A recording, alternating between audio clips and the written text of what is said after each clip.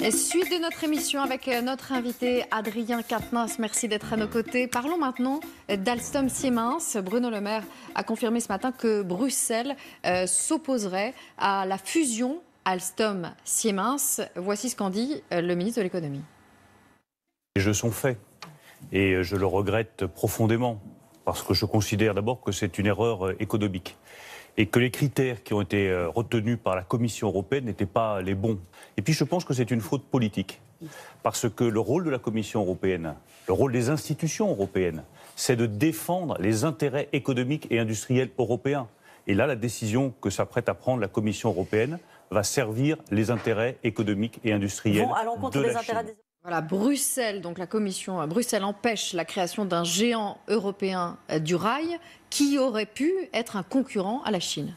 Mais je pense que là, on tient un sujet supplémentaire qui devrait vraiment être le cœur de cette campagne des élections européennes, puisqu'il faut qu'on parle de l'Europe et de l'Union européenne telle qu'elle fonctionne. Et de son rôle, oui. Observe que sur plusieurs sujets, depuis quelque temps, Bruno Le Maire notamment, avec qui d'ailleurs j'ai des échanges toujours intéressants, bien que l'opposition soit frontale à l'Assemblée nationale, se plaint de ne pas y arriver, justement parce qu'il voit bien qu'il y a des verrous au niveau de l'Union européenne. Je pense par exemple plus récemment à l'affaire de la taxation des GAFA.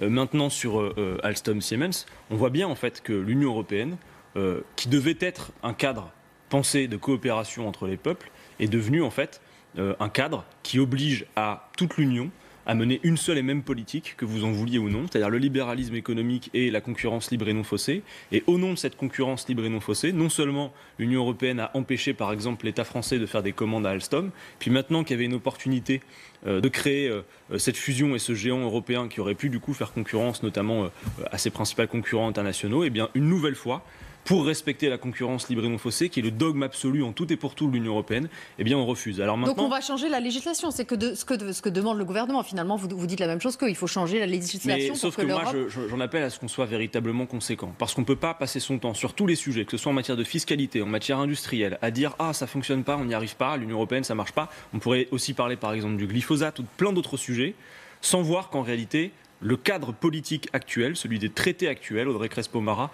empêche de mener une autre politique. C'est bien ça qu'il faut dire. Moi, je souhaiterais qu'on puisse renouer avec une Europe telle qu'elle a été pensée au départ, de la coopération entre les peuples, mais il ne s'agit pas de faire de l'incantation chamanique en disant vivement que l'Europe change. Il faut véritablement dire que le cadre actuel, celui des traités, qui, notez-le bien, interdisent, c'est écrit noir sur blanc, empêchent l'harmonisation sociale et fiscale, fait que de toute façon tout est construit pour que ce soit toujours le moins-disant social et environnemental qui l'emporte. Et au final, l'Union européenne se rend détestable aux yeux des peuples. Je termine sur le Brexit par exemple. On devrait s'interroger, plutôt que Emmanuel Macron de commenter le Brexit comme on commenterait un bulletin météo et de faire en sorte que cela serait arrivé comme l'orage. Non, il y a des causes à ça. Pourquoi l'Union européenne se rend détestable aux yeux des peuples ? C'est pas la France insoumise qui a poussé au Brexit, d'accord ? Ce sont les politiques libérales et cette camisole de force des traités qui ont été parfois refusés démocratiquement, comme c'est le cas dans notre pays, qui sont en train, partout en Europe, de rendre l'Union européenne détestable aux yeux des peuples. Donc il faut rompre avec ce cadre précis. Revenons maintenant sur la journée d'hier. Donc il y avait cet appel à la grève générale de la CGT, suivi ni par la CFDT ni par FO, mais relayé par certaines figures des Gilets jaunes, par Éric Drouet notamment. Et dans le même temps, la loi anti-casseurs était votée à l'Assemblée nationale. Vous avez un don d'ubiquité. Vous étiez à la fois en train de manifester et vous avez évidemment voté contre cette loi. Mais il y a 50 députés La République En Marche qui se sont abstenus. Donc vous n'allez plus pouvoir parler de députés godillots. Je note quand même que certains d'entre eux avaient parlé d'un vote contre. Bon, c'est quand même une fronde timide, l'abstention. Mais effectivement, on avait vu un bloc assez net depuis le début qui ne bougeait pas. Et là, c'est clair qu'il y en a plus d'un qui sont gênés aux entournures. Parce que, vous savez, lors de l'élection présidentielle, Emmanuel Macron a dit que les gens avaient voté pour son projet, mais au deuxième tour, face à Marine Le Pen, beaucoup de gens ont voté surtout pour un rejet, c'est-à-dire le rejet de Marine Le Pen.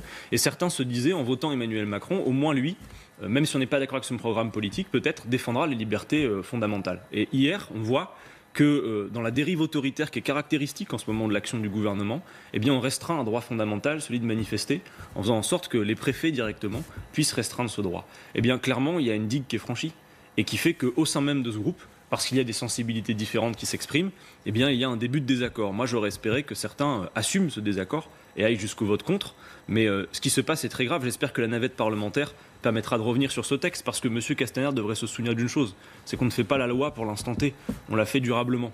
Et on peut se poser la question de savoir si d'autres régime ou d'autres partis politiques, notamment l'extrême droite, venaient au pouvoir, ce qu'il ferait de ce type de dispositif. Enfin, la navette parlementaire, elle fonctionne. Enfin, le Sénat va voter pour, parce que initialement, c'est quand même une loi qui a été proposée. Mais ça arrive avant l'Assemblée, donc on peut considérer que l'abstention des 50 députés de la République en marche sera davantage prise en compte, peut-être. Vous avez des contacts avec ces 50 députés qui sont un peu frondeurs? Il y en a qui ont fait des tentatives de rapprochement de vos positions? On a des discussions, il n'y a pas de contact au sens où on va construire quelque chose collectivement, mais en tout cas, on a des discussions. C'est clair que les discussions politiques, on l'a, vous savez, même quand on est opposant, dans les couloirs de l'Assemblée, on se croise, en commission, on se croise, on travaille ensemble, donc ces doutes, on les perçoit. Non, mais je pense que ce qu'il faut dire véritablement, c'est que tout cela participe d'une ambiance particulière de dérive autoritaire. C'est-à-dire qu'Emmanuel Macron a deux tentations, à la fois noyer la contestation dans le grand débat et réprimer la manifestation pour que l'on n'en retienne que l'aspect le plus violent, alors que les violences sont un fait minoritaire au sein de ces manifestations, il faut le rappeler. Donc là, on a Ils sont beaucoup choqués, hein. Mais bien évidemment, parce que vous avez mis le zoom dessus en permanence. Si vous élargissez la focale, vous êtes obligé de voir que les violences en manifestation sont un fait minoritaire. En revanche, on n'a pas vu toujours à cette heure M. Castaner s'offusquer du fait qu'il y ait des milliers de blessés côté manifestants. Il a dit récemment, il y a 200 à 300 casseurs identifiés dans ce pays. Il a dit ça chez un de vos confrères un matin. Comment alors explique-t-il qu'il y ait des milliers de blessés par des tirs de lanceurs de balles de défense, que des médecins qualifient de blessures de guerre, que des gens qui se sont retrouvés là à manifester pacifiquement ont pris des balles perdues, qu'il y ait des éborgnés, des mains arrachées? Ça, on devrait pouvoir en parler. Parce que normalement, le rôle du ministre de l'Intérieur n'est pas de réprimer les manifestants, c'est de s'assurer que les conditions soient réunies de l'exercice de ce droit fondamental de manifester. Je le dis solennellement, c'est à M. Castaner de vérifier qu'on puisse manifester contre lui et sa politique. C'est son rôle de le faire. Adrien Quatennens, hier à l'Assemblée nationale, où vous étiez, le gouvernement a été interpellé sur la tentative de perquisition chez Mediapart après les révélations dans l'affaire Benalla. Vous étiez dans l'hémicycle. Voici ce qu'a répondu la ministre de la Justice à la France Insoumise. La justice jupitérienne vient de porter le plus grave atteinte à la liberté de la presse et à la protection des sources depuis des décennies. La monarchie républicaine doit cesser. Rendez l'indépendance à la justice. Alors allez-vous cesser d'intimider les journalistes et les politiques, de juger plus sévèrement les gilets jaunes que tout autre citoyen? En un mot, allez-vous cesser d'utiliser la justice et la police à des fins personnelles et politiciennes? Je suis également attachée, monsieur le député, à ce que notre justice puisse travailler dans la sérénité et ne fasse pas de manière systématique l'objet de dénigrement comme vous le faites de manière permanente. C'est la conception de la justice que porte ce gouvernement. Et monsieur le député, ne vous en déplaise, Paris n'est pas Caracas. Et hop, le tacle de Nicole Belloubet, Paris n'est pas Caracas, évidemment, allusion au Venezuela. La France Insoumise soutient toujours Nicolas Maduro. Non, bon, deux choses. D'abord, le Venezuela, on va en parler, mais c'est le point Godwin permanent. C'est-à-dire, quand on n'a plus d'arguments de fond face à la France Insoumise, on sort le Venezuela de son chapeau. C'est tellement original. Ce qui n'est pas un mauvais argument. Non, mais on peut en parler de ça. Par contre, il y a une chose qui est claire. Je n'attache plus aucune confiance à Mme Belloubet et à ses propos.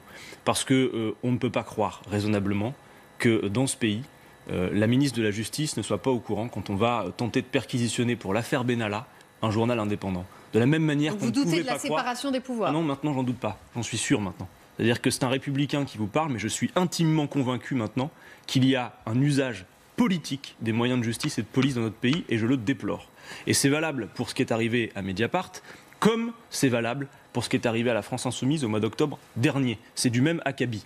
Et je vais vous dire aussi une chose. Ce deux poids, deux mesures permanent en tout et pour tout est un puissant ressort du mouvement de contestation populaire qu'il y a dans le pays. Dans ce pays actuellement, il vaut mieux s'appeler Alexandre Benalla, être proche du pouvoir, quoi qu'on ait commis, que d'être un journal indépendant, que d'être un opposant politique ou que de porter un gilet jaune. Voilà la vérité. Pour le reste, sur le Venezuela... Ça ne vous gêne pas que Jean-Luc Mélenchon continue à soutenir le Vénézuélien? Mais alors, je vais vous en parler. Nicolas Maduro, parce que vous ne soutenez pas, là, dans ce cas-là, la révolte du peuple, mais la tournure autoritaire du régime.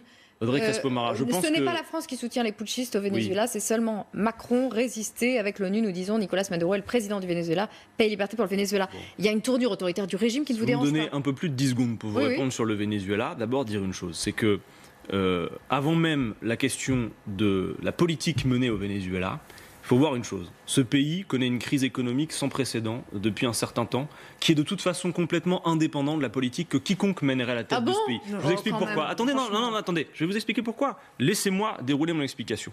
Quand vous avez un pays dont l'économie repose essentiellement sur le pétrole et qui a connu une inflation de près de 400%, n'importe qui aurait pu être à la tête de ce pays, qui lui aurait eu de grandes difficultés. Maintenant, dire ça, ça ne veut pas dire soutenir sans réserve ce que fait Nicolás Maduro. Par contre, il y a une chose qui est claire, ça devrait vous interpeller de voir que l'opposition vénézuélienne, qui depuis plusieurs années, systématiquement, rejette la légitimité des élections que l'ONU, elle, reconnaît. Parce qu'à cette heure, Audrey Crespo-Mara, Emmanuel Macron s'aligne sur Donald Trump. Moi, je préfère m'aligner en matière internationale sur ce que dit l'ONU. Et l'ONU, à cette heure, reconnaît toujours Nicolás Maduro comme président légitime du Venezuela. L'ONU propose une médiation. Est-ce que vous y êtes favorable? Mais bien évidemment, c'est ce qu'il faut faire. C'est la médiation. Parce que dans le Venezuela, nous avons un pays qui est extrêmement divisé, avec une opposition frontale. Et donc, il faut résoudre la crise politiquement. Mais on ne va pas le faire en soutenant la tradition putschiste de l'impérialisme américain. On a l'impression quand même que votre soutien au peuple est à géométrie variable. Non, Audrey Crespo-Mara, avant cette question-là, il y a la question du rôle diplomatique en matière géopolitique de la France. Traditionnellement, en matière de géopolitique, la France doit être une puissance médiatrice. Or là, en s'alignant sur Donald Trump juste pour lui donner des gages à pas cher, parce que sur tout le reste des sujets, ils ne sont pas d'accord, Emmanuel Macron met en danger le rôle que pourrait jouer la France dans le cadre d'une médiation que, bien évidemment, nous appelons de nos voeux. Voilà ce que nous disons d'abord et avant tout. Et si vous voulez faire une émission spéciale sur l'économie du Venezuela, je me tiens à votre disposition en plus de 30 secondes. Très bien, eh ben vous reviendrez. Merci Adrien.